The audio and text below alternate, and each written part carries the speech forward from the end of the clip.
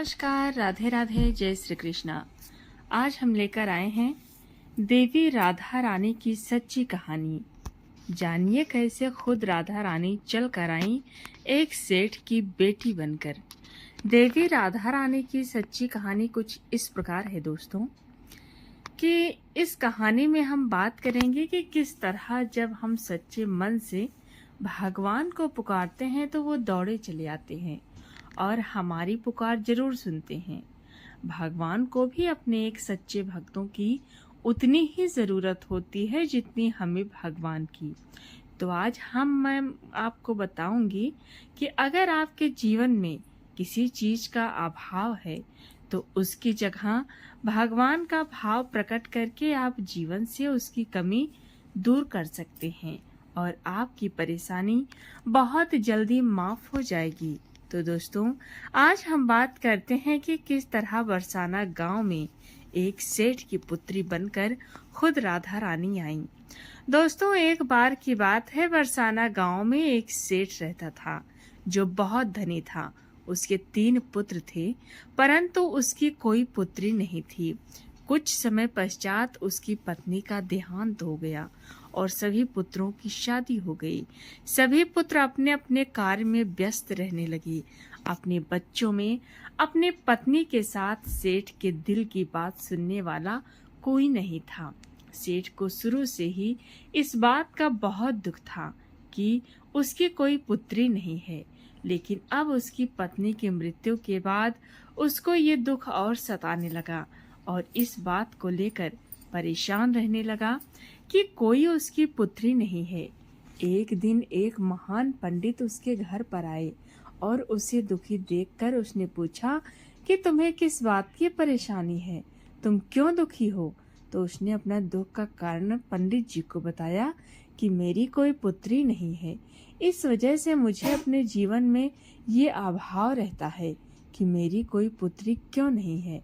तो वो पंडित उसको कहता है, लोग ये भी कोई परेशानी की बात है, तुम राधा रानी को अपनी बेटी मान लो। हमारे जीवन में जिस चीज की कमी होती है उसको भगवान ही पूरा कर सकते हैं। परेशान होने से क्या होगा, तुम राधा रानी को अपनी बेटी मानो और उनसे अपने दिल की बात किया करो, देखना तुम्हें ये अभाव कभी नहीं सताएगा। सेठ को पंडित की ये बात बहुत अच्छी लगी और वो ऐसा ही करता है। राधा रानी की मूर्ति लेकर आता है और प्रतिदिन भोजन करने से पहले राधा रानी को भोग लगाता है, फिर स्वयं भोजन करता है और सोने से पहले राधा रानी के साथ खूब बातचीत करता है। ऐसे ही करते करते वो दिल से राधा रानी को अपनी बेटी मानने लगा और वो भूल ही गया कि उसकी कोई बेटी नहीं है। उसे इस बात का आभास होने लगा कि उसकी पुत्री सच में है और वो बहुत दिल से उसे अपनी पुत्री मानने लगा। जब तक वो बात न करता, उसे भोजन न खिलाता, उसका मन नहीं लगता और जब वो बात करता तो उसके मन को बहुत संतुष्टि मिलती, जैसे उसे पता नहीं क्या मिल गया हो। तो दोस्तों, एक दिन सेठ के घर पर एक चूड़ी बेचने वाली मनहारन आती है और वो उसकी बहुओं को चूड़ी पहनाकर जाती थी। एक दिन वो चूड़ी बेचने घर पर आई और उसने सेठ के बेटे की तीनों बहुओं को चूड़ी पहनाई। उसके साथ जब सेठ की बहुएं चूड़ी पहनकर चली गईं, तो उसके सामने एक हो और कन्या आई और उसने कहा कि मुझे भी चूड़ी पहना दो। चूड़ी वाले ने सोचा कि शायद सेठ के घर पर कोई मेहमान आई है, तो उसने उसको भी चूड़ी पहना दी। उसके बाद वो चूड़ी वाली सेठ से पैसे मांगने सेठ की दुकान पर पहुंची और बोली कि चूड़ी के पैसे दे दो, और उसने पहले से ही अधिक पैसे मांगे। तो सेठ ने कहा कि तुमने चूड़ी का दाम बढ़ा दिया है क्या। तो उसने कहा, नहीं, मैंने चूड़ी का दाम तो नहीं बढ़ाया, परंतु मैं 4 को चूड़ी पहना कर आई हूँ।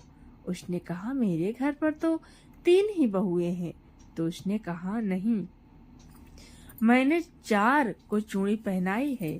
सेठ ने कहा कि तुमसे कोई गलती हुई है, मेरे घर पर तो चूड़ी पहनने के लिए सिर्फ मेरी 3 बहू है, तो उसने 3 के पैसे चूड़ी वाली को दे दिए और चूड़ी वाली भी बिना कुछ कहे पैसे लेकर अपने घर चली गई।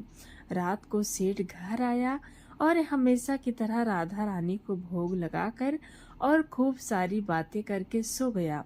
उस दिन रात को सेठ के सपने में राधा रानी आई और कहने लगी, बाबा, तुमने चूड़ी वाले को मेरी चूड़ी के पैसे क्यों नहीं दिए? जब तुम मुझे अपनी बेटी मानते हो तो तुमने मेरी चूड़ी के पैसे क्यों नहीं दिए? और ऐसा कहकर एक लाडली बेटी की तरह रोने लगी। ये सब देखकर सेठ की आंख खुल गई, वो भी रोने लगा। जब सुबह हुई तो वो चूड़ी वाली के घर गया, बहुत सारी स्वर्ण मुद्राएं उनके पैरों में रख दी और उसने बताया कि तुम कल सच बोल रही थी, तुमने कल 4 को ही चूड़ी पहनाई थी। मैंने राधा रानी को अपनी बेटी माना है। तुम बहुत भाग्यशाली हो जिसको राधा रानी के दर्शन हुए हैं। मैं इतने दिनों से उनके दर्शन को तड़प रहा हूँ और तुमने एक बार में ही उनके दर्शन कर लिए। ये बोलकर रोने लगा और बोला कि तुम्हें चूड़ी का जो भी दाम चाहिए मुझसे मांग लो।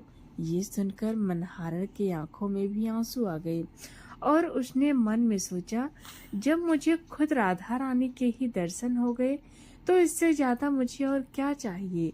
और उसने सेठ के सामने हाथ जोड़कर कहा कि तुम्हारी वजह से मुझे राधा रानी के दर्शन हुए हैं, जिससे मेरा ये जीवन सफल हो गया। मुझे कुछ नहीं चाहिए। तो दोस्तों, देखा कि जब हम भगवान को दिल से पुकारते हैं, उनकी पूजा अर्चना करते हैं, तो वो कैसे हमारे पास चल के दौड़े आते हैं। आशा करती हूँ कि आपको ये कहानी बहुत अच्छी लगी होगी और आप पर भी किसी वस्तु को लेकर अगर आप परेशान हो तो भगवान से प्रार्थना कर सकते हैं, वो आपकी प्रार्थना जरूर सुनेगा। अगर आपको ये कहानी पसंद आई या फिर अच्छी लगी हो तो कमेंट बॉक्स में ज़रूर बताना और हमारे चैनल को सब्सक्राइब करना बिल्कुल भी मत भूलना। बोलिए राधे राधे, जय श्री कृष्णा।